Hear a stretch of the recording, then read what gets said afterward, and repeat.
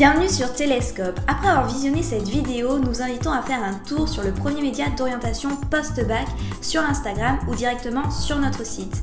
Vous pouvez également télécharger nos fiches de révision gratuites en lien dans la description pour vous aider dans vos révisions.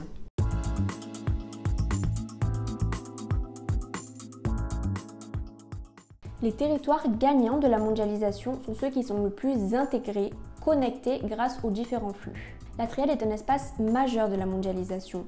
Elle comprend l'Amérique du Nord, l'Europe et l'Asie orientale.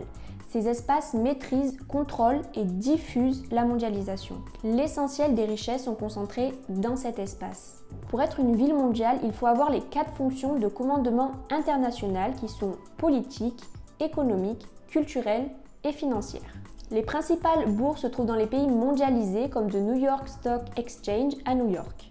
New York est une ville mondiale puisqu'elle comporte les 4 fonctions de commandement international qui sont économiques avec les sièges sociaux de nombreuses FTN qui sont installés, politique avec le siège social de l'ONU, financier avec le célèbre quartier de Wall Street et enfin culturel avec ses nombreuses universités comme celle de Columbia ou encore ses grandes équipes sportives comme celle des Yankees.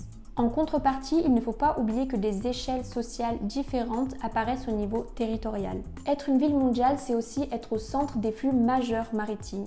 Ces flux vont principalement des zones de production, donc des pays émergents, vers des zones de consommation, souvent les pays développés. Les villes mondiales montrent une véritable hiérarchie à l'intérieur des territoires. Elles ont un centre où se concentrent les pouvoirs de commandement, une périphérie qui concerne plus le marché et l'agriculture, comme les grandes plaines américaines, et enfin une marge qui est une zone plus conflictuelle.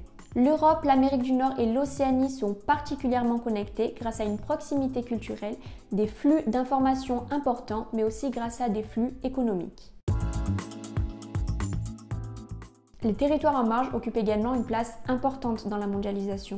Pour résister au centre des superpuissances, les territoires en marge mettent en place des flux illégaux comme le narcotrafic, les paradis fiscaux, la piraterie ou encore la traite humaine.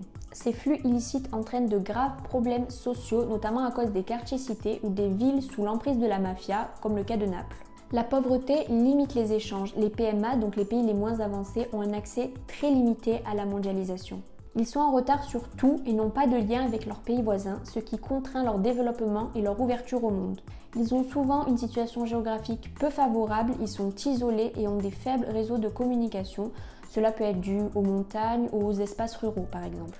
À l'échelle des villes, les métropoles sont confrontées à une ségrégation socio-spatiale, donc avec les ghettos dans les pays développés et les bidonvilles dans les pays en développement. Enfin, certains pays sont en marge pour des raisons politiques comme en Corée du Nord. Si cette vidéo vous a plu, n'hésitez pas à télécharger nos fiches de révision gratuites en lien dans la description.